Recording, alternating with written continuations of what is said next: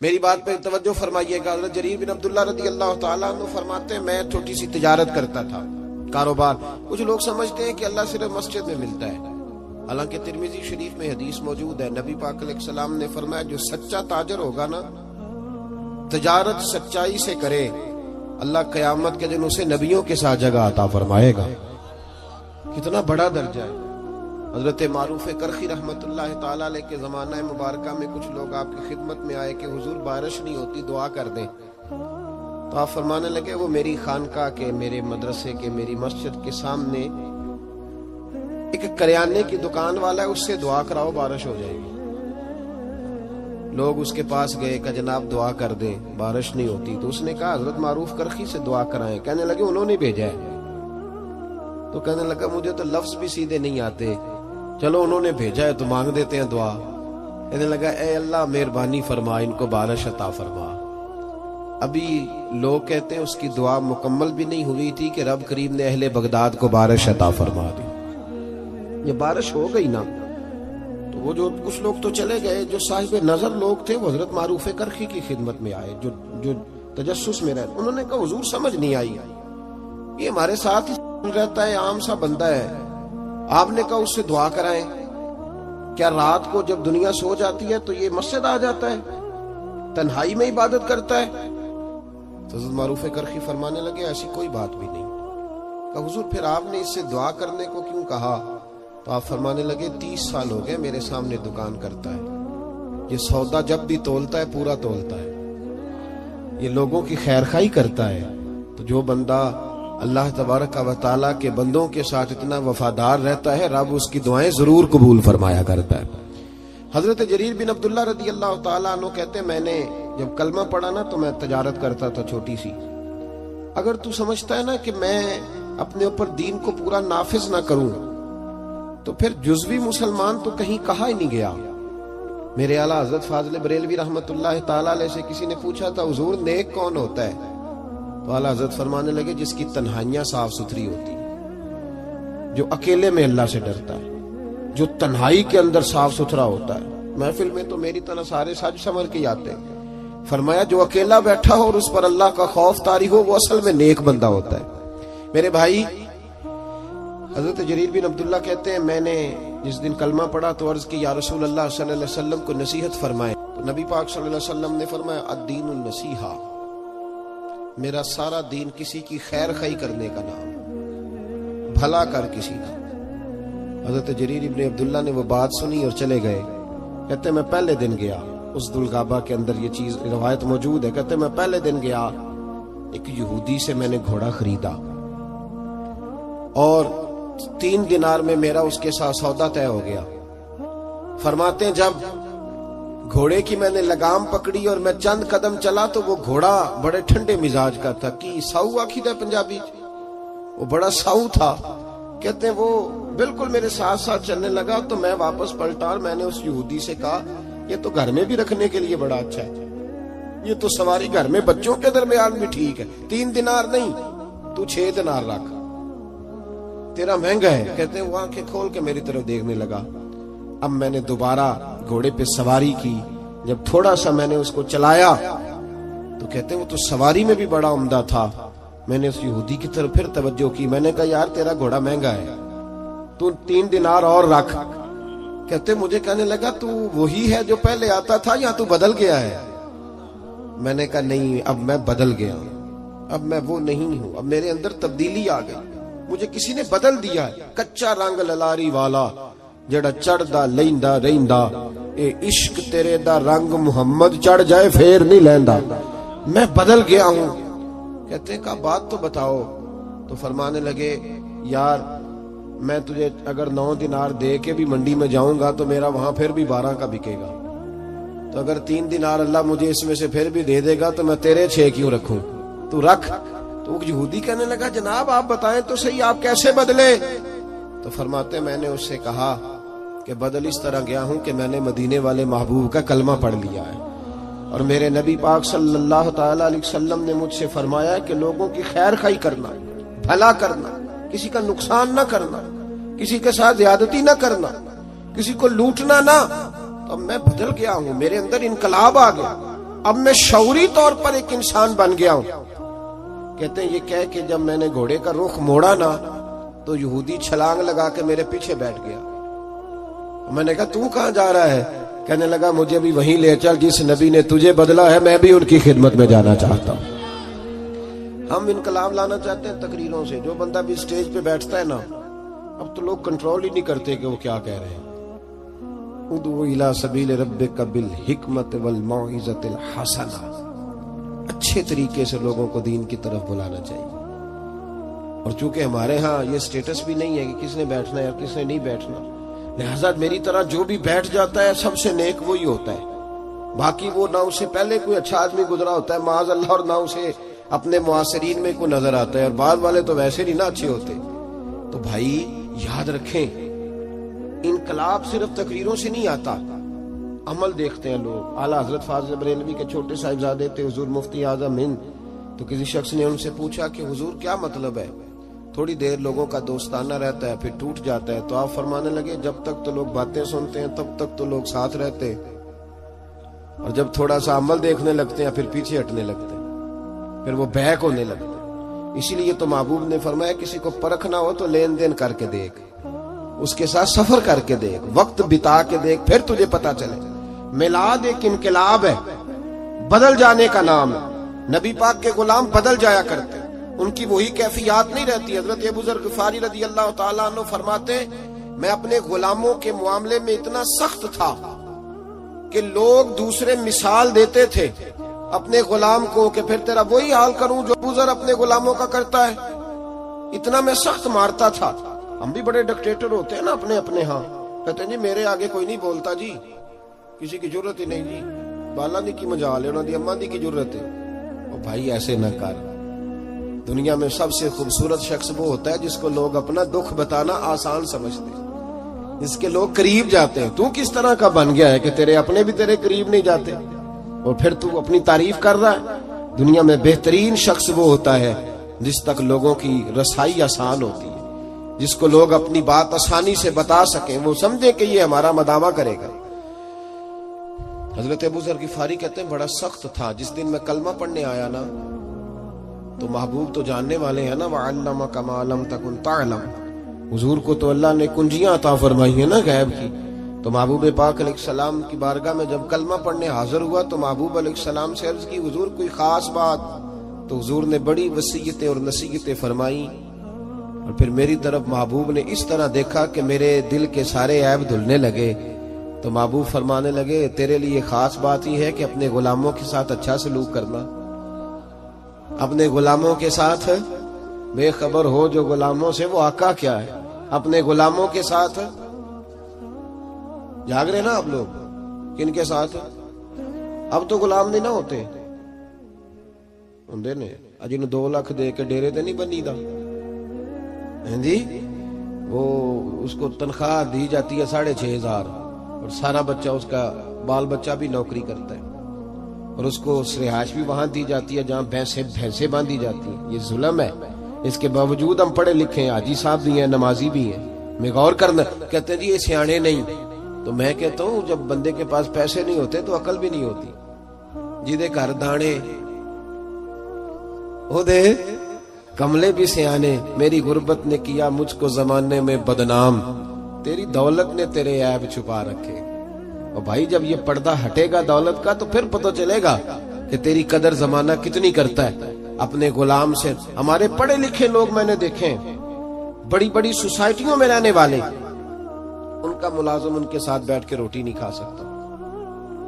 Table پہ جگہ موجود ہے، کرسی کی جگہ ہے، لیکن وہ کہتے ہیں نہیں ڈرائیور کو نہ وہیں گاڑی میں بھیج دو، وہیں کھا لیں. کیوں بھائی؟ وجہ کیا ہے؟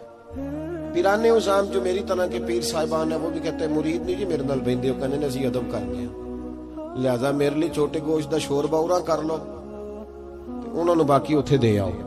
یہ کیا طریقہ ہے بھائی؟ یہ کہ اگر حضرت بلال حبشی مصطفیٰ کے ساتھ ایک پلیٹ میں کھا سکتے ہیں، ایک پلیٹ میں. سمامہ بن اسال سے کسی نے کہا تو نبی پاک سے متاثر کیسے ہوا؟ تو کہنے لگا اس دن میں متاثر ہوا تھا جب محبوب پاک کھانا کھا رہے تھے ایک پلیٹ میں، اسی میں ابو بکر صدیق بھی تھے، اسی میں سلمان فارسی بھی تھے، اور اسی میں بلال حبشی بھی تھے. تو پھر میں متاثر ہوں. بہرحال بات دور چلی جائے گی. حضرت ابو ذر غفاری رضی اللہ تعالیٰ عنہ فرماتے ہیں جب میں کلمہ پڑھ کے واپس آیا, توجہ کیجئے گا, میں بس ایک دو بات کے بعد بات سمیٹنے لگا ہوں. فرماتے ہیں جب میں کلمہ پڑھ کے واپس آیا تو میرے غلام بیٹھے تھے. نبی پاک صلی اللہ علیہ وسلم سے نکلتے وقت میں نے عرض کی یا رسول اللہ صلی اللہ علیہ وسلم آخر سلوک کرنا کس طرح کا ہے غلاموں کے ساتھ؟ تو محبوب نے فرمایا جیسا کھانا ویسا انہیں بھی کھلانا, جیسا پینا ویسا انہیں بھی پلانا.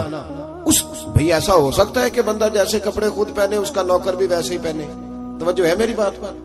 ہوا ایسا کبھی دیکھا ہے آپ نے؟ لیکن حضور نے یہ بیان, بلکہ مولا علی شیر خدا کے غلام تو کہتے ہیں کہ حضرت علی ہمیں گھر لے جاتے. یہ بھی حضرت علی کی شان ہے. ہاں جی, یہ بھی بیان ہونی چاہیے اور یہ نظر بھی آنی چاہیے کبھی کبھی ان کا نام لینے والوں. حضرت علی کے غلام کہتے ہیں میں مولا علی کے ساتھ بازار گیا تو حضرت علی نے 2 جوڑے خریدے. اس طرح ہم بھی 2 طرح کے نہیں خریدتے, ایک پہننے والا ایک دینے دلانے والا. دین دوان والے لہدا دے دیا جی, کیا بات ہے بھائی. حضور علیہ الصلوۃ والسلام نے یہ کہا ہے کہ مومن وہ ہوتا ہے جو اپنے لیے پسند کرے وہی اپنے بھائی کے لیے. تو وہ دکاندار نے بھی ایک رکھا ہوتا ہے چورا لہدا کر کے, وہ کہتا ہے دین دوان والے لے جاؤ, اور پھر اس پہ بڑے رٹے ہوتے ہیں. بہرحال یہ سماجی مسئلہ ہے, اس پر میں چلتا نہیں ورنہ بڑی دور تک جانا پڑے گا. عرض یہ کرنا چاہ رہا ہوں کہ حضرت علی شیر خدا رضی اللہ تعالیٰ عنہ کے غلام کہتے ہیں میں مولا علی کے ساتھ گیا. انہوں نے 2 جوڑے خریدے. ایک جوڑا انہوں نے ایسا خریدا جو بڑا مہنگا تھا اور ایک وہ خریدا جو بڑا سستا تھا. فرماتے میں سمجھ گیا کہ وہ سستا میرے لیے ہے اور جو قیمتی ہے وہ شیر خدا پہنیں گے. لیکن فرماتے ہیں جب واپس آنے لگے اور ایک جگہ سے جدا ہونے لگے, مجھے اپنے حجرے میں جانا تھا, حضرت علی کو اپنے حجرہ مبارکہ میں جانا تھا, تو شیر خدا نے جب مجھے جوڑا تھمایا تو وہ تھمایا جو مہنگا تھا. میں نے عرض کی حضور یہ کیا ہے؟ آپ فرمانے لگے میں بوڑھا ہوں تو جوان ہے, تیرے اوپر یہ زیادہ جچے گا. یہ بھی سنت ہے, یہ بھی طریقت ہے, یہ بھی حضرت مولا علی سے ثابت ہے کہ خود جوڑا سستا پہننا اور غلام کو مہنگا پہنوانا, یہ بھی ثابت ہے. یہ بھی طریقہ میرے محبوب پاک کا, اسے بھی کبھی اپنانا چاہیے. حضرت ابو ذر غفاری رضی اللہ تعالیٰ عنہ فرماتے ہیں جب یہ بات سن کر میں واپس آیا, میرے غلام بیٹھے ہوئے تھے. میں نے ان سے کہا کھانا بنواؤ. کہتے ہیں کسی غلام کی ضرورت نہیں تھی کہ وہ میرے سامنے کبھی سیدھا کھڑا بھی ہو سکے. آج میں نے کھانا بنوایا, دسترخوان لگا, غلام بیٹھ گئے, میں بھی بیٹھ گیا. فرماتے ہیں جب ان سب کو بٹھا کے میں اپنے ساتھ کھانا کھلانے لگا تو ان کو روٹی اٹھاتے تو ان کے ہاتھ کانپتے, وہ ڈرتے. میں نے کہا ڈرتے کیوں ہو؟ وہ کہنے لگے حضور آپ تو بڑے سخت ہیں, تو ساتھ بٹھا کے روٹی. تو حضرت ابو ذر غفاری رو پڑے, فرمانے لگے سخت پہلے تھا اب سخت نہیں ہوں. غلام کہنے لگے کیوں؟ فرمانے لگے اب رحمت للعالمین نبی کا کلمہ پڑھ لیا ہے, اب وہ سختی نکل گئی ہے. ہماری بھی سختی ہے غریبوں کے حق میں, امیروں کے حق میں نہیں ہے. غصہ بڑا سمجھدار ہے, بڑا سیانا ہے, ماڑے پہ آتا ہے, تگڑے پہ بالکل نہیں آتا, بڑا عقل مند ہے, دانا قسم کا غصہ ہے. تو بھائی میلاد ایک انقلاب. حضرت عمر فاروق رضی اللہ تعالیٰ عنہ کی ایک لونڈی ہے, وہ کہتی ہیں جب میں نے کلمہ پڑھا اور فاروق اعظم کو پتا چلا تو مجھے الٹا لٹکا کے مارتے تھے. عمر سخت گیر آدمی, اور اتنا مارتے تھے کہ تھک جاتے تو پانی منگواتے. لیکن وہی عمر ہیں جب کلمہ پڑھ گئے تو انقلاب آ گیا, پھر وہ بدل گئے. اگر تو بدلا ہی نہیں. اور یاد رکھے جو لوگ صرف کال کے ہوتے ہیں نا, صرف باتوں کے ہوتا, ان کا اپنا ضمیر بھی مطمئن نہیں ہوتا. 2 کشتیوں کا مسافر خود بھی بے چین رہتا ہے. جب انسان عمل کرنا شروع کر دیتا ہے تو سب سے پہلی نعمت اللہ اسے دیتا ہے کہ اس کے دل کو سکون عطا فرماتا ہے. وہ شخص سب سے پہلے خود ٹھنڈا ہوتا ہے, اس کی روح ٹھنڈی ہوتی ہے. حضرت عمر فاروق رضی اللہ تعالیٰ عنہ ایک وہ زمانہ تھا, اور جب کلمہ پڑھا تو پھر ایک اور زمانہ آیا جس کو صاحب طبقات نے لکھا ہے حضرت عمر دور خلافت ہے, امیر المومنین ہے, ڈنکا بجتا ہے, زمین کو درہ مارے تو پانی واپس کرتی ہے. حضرت عمر کے نام کا نعرہ لگتا ہے تو کیسر و کسرا کانپ جاتے, دبدبا ہے, تن تنا ہے. لیکن وہی عمر ہے چہرے پہ نقاب ڈال کے ایک دروازے کے آگے سے گزرے ہیں تو ایک بوڑھی اماں پریشان بیٹھی ہے. غلام سے کہتے ہیں اماں پریشان لگتی ہے. اس نے کہا حضور پوچھ لیں. اماں اجازت دو تو اندر آ جاؤں. اماں کہنے لگی جاؤ اپنا کام کرو، کہ نہیں مہربانی کرو۔ عمر نے منت کی، گزارش کی، اندر تشریف لائے۔ اماں پریشان ہو تو بوڑھی اماں بول پڑی، کہنے لگی بڑا شکوہ ہے عمر سے، میں بوڑھی بھی ہوں، بیوہ بھی ہوں، بے اولاد بھی ہوں، 25 دینار قرضہ چڑھ گیا، 3 دن سے بھوکی ہوں، عمر نے میرا حال نہیں پوچھا۔ سیدنا فاروق اعظم رضی اللہ تعالیٰ عنہ فرمانے لگے اماں عمر کو کیا پتا تو اس حال میں ہے؟ تو مدینے کی وہ بوڑھی امت کو بتاتی ہے کہ جمہوریت کیا ہوتی ہے، وہ بول کے بتاتی ہے کہ جمہوریت کیا ہوتی ہے۔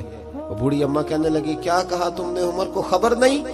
تو جاؤ میرا پیغام دو عمر کو جا کے کہ حکومت چھوڑ دے، اس کے حوالے کرے جو خبر رکھ سکتا ہے، نہ ادھر ادھر کی تو بات کر، یہ بتا کہ قافلہ کیوں لٹا، مجھے رہزنوں سے غرض نہیں، تیری رہبری کا سوال ہے، تو بتا تو کہاں تھا، کیسے ہو گیا؟ جو سربراہ ہوگا اسے جواب دینا ہو۔ آپ کے غلام کہتے ہیں میں نے عمر کو کبھی اتنا پریشان نہیں دیکھا جتنا میں نے عمر کو اس دن دیکھا، دوڑے گئے اور 25 دینار بھی لائے، تازہ پکا کھانا بھی لائے، اور اپنے کندھوں پر راشن کی بوری بھی رکھ کے لائے۔ اس اماں کے سامنے 25 دینار بھی رکھے، کھانا بھی رکھا۔ اماں چارپائی پہ تھی اور عمر زمین پہ بیٹھ گئے اور کہنے لگے اماں چل عمر کو معاف کر دے، تیرے قرضے بھی اتر گئے، پیسے بھی۔ اماں دکھی تھی نا، اب تو خیر بڑی موج ہے، اب تو خانقاہی لوگوں کے پاس بھی غریب لوگ آ کے دکھ نہیں سنا سکتے۔ اگر وزیر سے ملنا بڑا مشکل ہے تو پیر سے ملنا بھی بڑا ہی مشکل ہے۔ کوئی ان غریبوں کی بداوا کدھر جائیں بیچارے، کس سے جا کے بات کریں؟ کہتے ہیں مختصر سی بات کرو، حضرت بڑے نازک مزاج ہیں، زیادہ بات نہ کرنا، سن نہیں سکتے، نہ ایسے کرو۔ مصطفیٰ کریم اگر سارا دن مسجد میں بیٹھ کے غریبوں کی سنتے ہیں تو بھی باہر نکل آ، کچھ فرق نہیں پڑتا، ان کے بیچ رہ، یہ کہیں تو بیچارے جا کے اپنے آنسو گرا سکے، کسی کو تو اپنے دکھ کی بات کر سکے۔ تڑپ رہی ہے دنیا، سسک رہے ہیں لوگ، لیکن بس جو جہاں مست ہوا ہے وہ وہاں ہو گیا۔ بھائی وہ اماں دکھی تھی تو رو پڑی، کہنے لگی میں عمر کو معاف نہیں کروں گی، میں تو پکا ہوا پھالوں، کسی وقت بھی گر جاؤں گی، قبر میں مصطفیٰ آئیں گے تو میں عمر کا شکوہ کروں گی، میں کہوں گی حضور اس نے میرا حال نہیں پوچھا۔ آپ کے غلام کہتے عمر اتنا روئے کہ میں نے کبھی روتے دیکھا ہی نہیں۔ او بھائی عمر منا رہے ہیں اس اماں کو، اس اماں کا 4000 ووٹ نہیں، اس اماں کی برادری کا 25,000 ووٹ نہیں، یہ آکسفورڈ یونیورسٹی کی ڈگری ہولڈر نہیں، یہ وہ والی اماں نہیں جس کے ختم پہ سارے اعلان کریں کہ مجھے بھی دیا کرتی تھی توڑا، اور میرے لیے بھی اماں بڑی اچھی تھی، مجھے بھی بڑا چاہتی تھی، یہ وہ والی نہیں۔ تو بے آبرو بے آسرا عورت ہے، بیچاری پریشان ہے، رو رہی ہے۔ حضرت عمر فاروق کہنے لگے اماں چل میری خاطر عمر کو معاف کر دے، کہنے لگی جا تیری خاطر معاف کیا۔ فاروق اعظم فرمانے لگے لکھ کے دو۔ اماں نے کہا لکھو میں سائن کرتی ہوں۔ عمر نے لکھا فلاں بنت فلاں کو عمر سے شکایت تھی، پھر معاف کرا لی۔ سائن کرانے کے لیے آگے بڑھایا تھا کہ مولا علی شیر خدا آ گئے۔ حضرت عبداللہ ابن مسعود رضی اللہ تعالی عنہما تشریف لائے۔ عمر یہاں کھڑے ہو، سارے مدینے میں ڈھونڈ کے آیا ہوں۔ اماں نے سنا عمر تھا، یہ میں نے کیا کہہ دیا؟ اماں اٹھی، جناب عمر فرمانے لگے اماں تو نے جو کہا صحیح کہا، اب اپنی بات پہ قائم رہ، ذرا سائن کر دے۔ اماں نے سائن کیے تو حضرت عمر فاروق نے، او بھائی یہ داستان سرائی نہیں کر رہا، یہ وہ لوگ ہیں جو میرے مصطفیٰ نے تیار فرمائے ہیں، اور تو بدل کے دیکھ، اللہ تجھے ان کے تقوی کا فیض عطا فرمائے گا۔ تو بدل تو صحیح، ارادہ تو کر، اللہ تجھے فیض دے گا ان کے تقوی، اور ضرور تیرے اندر وہ نور پیدا کرے گا جو اپنے ان نیکوں کو اس نے عطا فرمایا۔ حضرت علی المرتضیٰ اور جناب عبداللہ ابن مسعود سے جناب عمر کہنے لگے چلو آ گئے ہو تو بطور گواہ تم بھی سائن کر دو۔ ان کے سائن ہوئے تو پھر عمر روئے اور اس کو لپیٹا رکے کو، اور جناب علی کی طرف بڑھا کے فرمانے لگے علی مجھے لگتا ہے میں تم سے پہلے دنیا سے جاؤں گا، جب چلا جاؤں تو یہ رکا میرے کفن میں رکھ دے۔ اگر محبوب علیہ السلام نے پوچھا عمر میری امت کا کیا کر کے آئے ہو، تو رکا کھول کے عرض کروں گا یا رسول اللہ ایک کما ناراض تھی میں اسے بھی راضی کر کے آیا ہوں۔ تبدیلی پیدا کریں، اپنے آپ کو تبدیل کریں۔ ہمیں پتہ ہوتا ہے اتنے نماز فرض ہے، اس کے لیے پی ایچ ڈی کرنے کی ضرورت نہیں، ماں باپ کا ادب کرنا چاہیے، اس کے لیے ایم فل کا مقالہ لکھنے کی ضرورت نہیں، یہ حلال ہے یہ حرام ہے اس کے لیے ایم بی اے یا بی بی اے کرنے کی ضرورت نہیں، یہ ہمیں ویسے بھی پتہ ہے۔